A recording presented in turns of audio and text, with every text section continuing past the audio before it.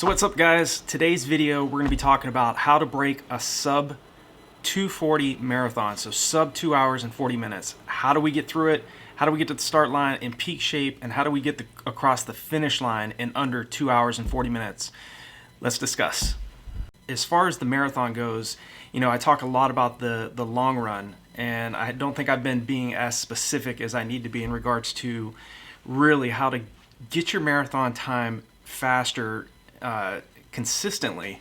And there's more to marathon success than just the long run. I do always talk about the importance of not only varying up the paces of your long run, but not just running slow every single weekend.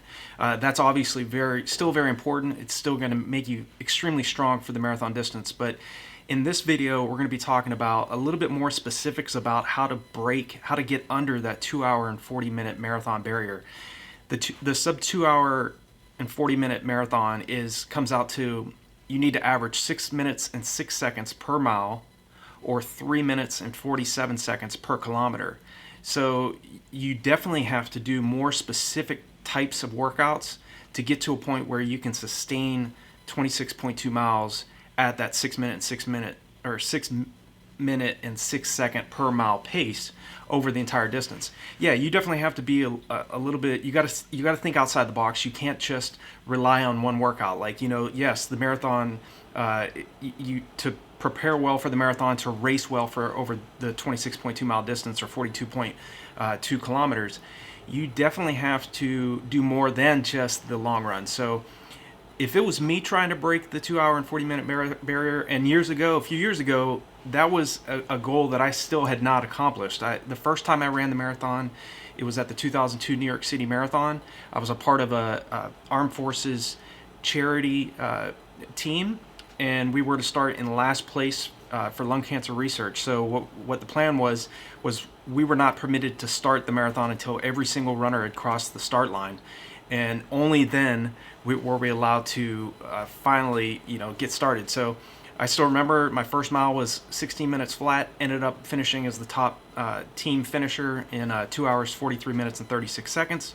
If you look online, you look at the records, or at the time for that, you'll see that the 2:43:36 was my net time. I think the official time was 2 hours and 51 minutes and change, but that was including the whatever it was, 6 or 7 minutes of waiting for the runners to start the race. But yeah, it took me from 2002 until 2007 to finally get the marathon right. I ran 2 hours and 40 minutes and 2 seconds at the 2007 Grandma's Marathon, after going out in 1 hour and 10 minutes through the half marathon. So as you can imagine, it was very rough. I really was walking and jogging, still kind of learning the marathon, but I went out in 1:10. I was still at 2:28 marathon pace through about 17 miles, and then just crashed and burned the last few miles. But some of the things that I had to do that really started to help me cover that distance more efficiently was really starting to work well under marathon race pace. My goal at that time was, as a 240 marathoner after the 2007 Grandma's Marathon, was to break 2 hours and 22 minutes. So for you as an athlete that's trying to get under 2 hours and 40 minutes, you have to start varying up the paces of your long runs, but you have to really start focusing on specific speed training. And for me personally, the things that I did in terms of workouts that finally got me to 2 hours and 19 minutes and 35 seconds and a 2008 Olympic Trials A standard time, which back in 07 and 08 was 2 hours 20 minutes flat, or 5 minutes and 20 seconds per mile. So the things that I was doing to get from 2:43:36 originally in my debut to 2 hours 19:35 was always focusing on speed training, working on leg speed, working on stamina, working on strength, because over the marathon distance, yes, you have to have endurance, but you also have to have a very high lactate tolerant capability. You have to improve lactate tolerance. It does not happen overnight. And in the marathon distance, if you're trying to break a sub 240 marathon, you have got to train specifically to handle under 6 minute and 6 second pace, or 3 minutes and 47 per kilometer pace over the entire distance.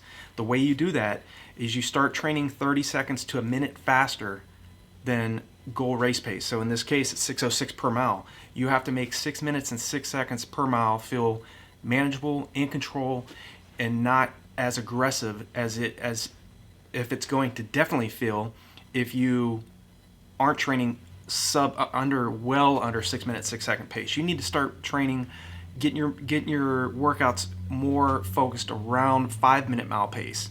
So 5 minute to 5:05 mile pace is the, that's really what's going to really make you strong over this distance. And there are a lot of other factors that go into running a great marathon. There's sometimes when you think you're doing everything right, you're putting in the mileage, you're putting in the track workouts, and it still doesn't pan out. The marathon distance, as you know, is not a 5K, it's not a 10K. There's a lot. It's definitely a sugar race where if you are not hydrating well, you're not ingesting enough calories in the race, it's going to be very difficult to break 2 hours and 40 minutes. Yes, you have to do race-specific training. You have to get on the track. Like recommended workouts that I would definitely support if it was me doing this.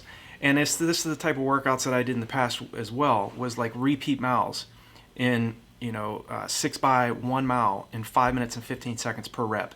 Give yourself, you might need 4 to 5 minutes rest early in your training cycle, but as you get fitter, you want to lower that recovery time. The key is really to be able to hit 6 1 mile repeats in 5 minutes and 15 seconds, and with very minimal rest. Once you're getting really fit, you want to have between 2 minutes and 3 minutes recovery, preferably like 2 minutes recovery between those 6 mile reps. Or get to a point where you can do like 3 to 4 2 mile reps on the track in 10 minutes and 30 seconds each, with between 5 minutes and 7 seconds recovery between those 4 2 mile reps. It's going to make 6 minutes and 6 second pace feel so more relaxed. Doing repeat 200s. This is another type. You're working at your aerobic capacity. You're working closer to your max heart rate, and this is the point. This is the type of training that's going to improve your lactate tolerance, but it's also going to teach, like I've said in other videos, it's really going to teach you how to clear lactic acid faster than it's building up in your bloodstream. The hydrogen ion is really the culprit to why we slow down. It's a component of lactic acid, but it shuts down muscle functioning.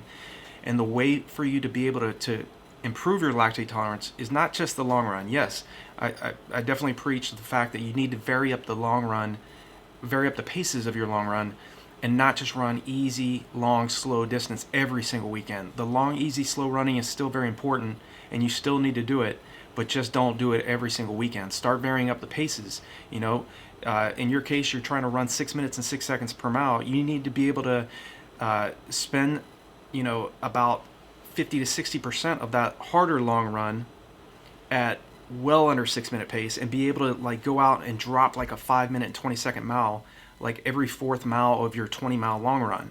Do something like vary up the pace. It's those types of workouts that are going to make you so strong, so mentally tough as well, that you will eventually definitely break the sub 2 hour 40 minute marathon barrier. It's just a matter of time.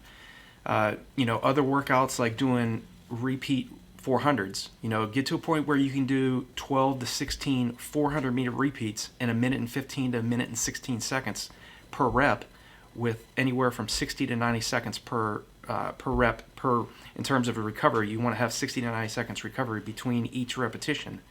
Doing 12 to 16 400s at 5 minutes to 5:04 mile pace is again going to make 6 minutes 6 seconds per mile feel so much more easy, more relaxed. And yeah, it's still going to hurt. There's no doubt about it. You can still do race-specific training where you're running at race pace or far below race pace. And the marathon distance, once you get to around mile 15 or 16, it's really going to start to hurt. And that's where the mental side, the mental component of marathon training and preparation is going to come into play. Our body at any given time only has about 1,800 calories of glycogen storage in it. So where do we usually hit the so-called wall at in the marathon? Usually it's around mile 17 or mile 18 is where most athletes start really experiencing that fight to be able to sustain race pace, especially at around 17 or 18. It's mainly because you're starting to run out of glycogen. You need, your body needs sugars, and if this is another tip and strategy that I continually will continue to harp on, is the hydration practice. You've got to be taking in enough fluid in the race, enough water, and as well as calories. If you can always hold a gel in your shorts. Take one, around mile 7, take another one around mile 14 or 15, and then usually in most marathons, they have volunteers out there that will, hand you one around mile 17 or 18, which is right around the point. Like I said, that's the part where we hit that so-called wall, and I say so-called because you don't necessarily have to experience that. I didn't experience a wall when I broke 219 at the California International Marathon in 2007, and that was the first time I'd ever not not experienced the wall. But again, it goes into, you already know the marathon distance. It's not a 5K. It's not a shorter race. It's not a mile. There's a lot of things you have to do right in the distance in order to get it right. But it's definitely great when everything does come together and you get to a point where you're in that flow state where your competition is throwing surges, and you're able to react, or you're able to take the lead and you're able to make the moves on them. There were a lot, and when I ran 219, I was in the lead the majority of the race up until the mile 21, and there were guys that were Kenyan athletes that I was running with that were way better than me. Laban Moibin has a 2:08 marathon best. He ended up winning the race, pulling away from me at mile 21. John Kathoga, who finished second, he's around a 2:07, 2:08 guy. And then Charles Bedley, who was the guy that finished ahead of me in third place, he was from Canada. I think his PR was around 2:12 or 2:14. And again, that particular morning, my best marathon was 2:40:02, and but I had run other distances that showed that I had the capability. So again, you have to be able to, I'd run a 1:07:06 half marathon prior to that, but I'd only ran 2:40:02 for the marathon distance. So a sub 240 marathon will take a great deal of work on your part. You obviously have to have some form of talent. Talented athletes don't run under, it does take some talent to be able to break a 2 hour and 40-minute marathon, but it also takes smarter training and a higher emphasis on specific race pace training like this, where you're running not just race pace, you're not just doing, the tempo runs as well are very critical. If you can extend your tempo run out from starting out at 4 miles early on in your training when you're just building your fitness, and then extending it out to around 14 to 15 miles, man, your tempo run is usually, you want to hold your heart rate at around 164 to 174 beats a minute. That's your anaerobic threshold, which is right around the same effort that we're racing at in races. So you want to improve your anaerobic threshold, and again, it definitely takes a long-term mindset to be able to do that. But you do that, obviously over a longer period of time, preferably a 12 to 16 week block of training. And if you're patient with yourself, and if you've trained specifically at race pace, or you're doing the tempo runs at about 15 to 20 seconds slower than race pace, and you're doing those workouts like I mentioned here, where you're doing the mile repeats at 5 minutes and 15 seconds, you're doing the 2 mile repeats at 10:30, give or take a few seconds. You can adjust it. It's not like for me to break a 2 hour and 40-minute marathon, Nate's saying I got to run, 6 times 1 mile at 5 minutes and 15 seconds. What happens if you're running 5:45 per rep? You're still running faster than race pace. So again, that's the key. You got to find out where your your happy spot is in terms of training. If you can go on the track and 6 by 1 mile repeats at 5:45 feels really relaxed, then obviously bring down your increase the pace of your repeats. So again, it's not just the long run. It's not just running faster long runs that's going to get you to a sub 240 marathon. It's a combination of a lot of things, and obviously doing those very high anaerobic workouts on the track where you're doing fartlek workouts, like maybe say 20 times 1 minute hard, 1 minute easy for like a 40-minute run, and you're doing your 1 minute hard rep at around 5:15 to 5:35 pace, and your 1 minute easy is around 6:45 to 7-minute pace. Those types of workouts, you're varying up the paces. You're going to teach your body to clear lactic acid faster, and it's building up. And that's the end goal. You want to run as efficiently as possible over the entire distance, so you can get to the finish line in 2 hours, 39 minutes, and 59 seconds, and not have to experience that wall. Again, focus on hydration in the race. Make sure you're taking in sufficient calories.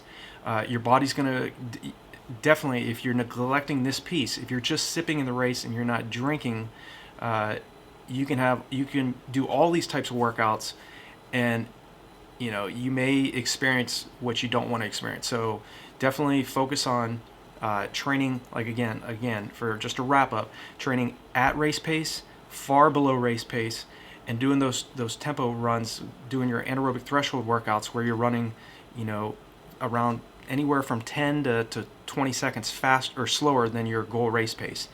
All this overall is going to get you to a point where sub 2 hours and 40-minute marathon is definitely going to become your reality. It's just a matter of time. It's not a matter of if you can do it. If you've been able to definitely break the 3-hour marathon already, and you're getting closer to that sub 240 marathon barrier, then yes, if you start doing these types of workouts, especially getting to a point where you're running well below 5 minutes and 30-second pace, either on mile repeats or repeat 2 miles, or even doing like repeat 3 miles on the road, maybe like two times 3 miles reps on the road. That's going to make you very, very strong. So again, that's the wrap up. That's how those are some of the tips, but I just wanted to reiterate that sub 240 marathon, you're not going to be able to do that by just the long run, and not just by increasing the paces of your long run and varying those paces up. That's just one piece of it. You have to train much, much faster than 6 minutes and 6 seconds per mile, and doing that over a long period of time, and being patient with yourself, and know that the marathon, you may have some failures along the way. I did too. I didn't just break a 2 hour and 20-minute marathon, and I know how fast a 2 hour and 40-minute marathon is. So, kudos to you for going after this goal. I hope this video has been helpful for you. If you haven't yet subscribed to the channel, click the subscribe button and the bell icon. That way, anytime I make a new video, you'll be notified of that. And in the comment section below, leave me a comment. Let me know where you're currently at in the marathon. Let me know what you've learned with this particular video, and some of the changes, some of the things that you're going to do differently now that you may have not done in the past that has caused you from breaking a 2 hour and 30-minute or 2 hour and 40-minute marathon so far. But 2020 is going to be a great year for you. I definitely look forward to your comment, because that's really important, so I get a gauge of where you're currently at, what specific pain point you have, and where I can at least make future videos to really help you get under the sub 2 hour and 40-minute marathon barrier. I know you're going to do it. I look forward to your comment, and I'll talk to you in the next video.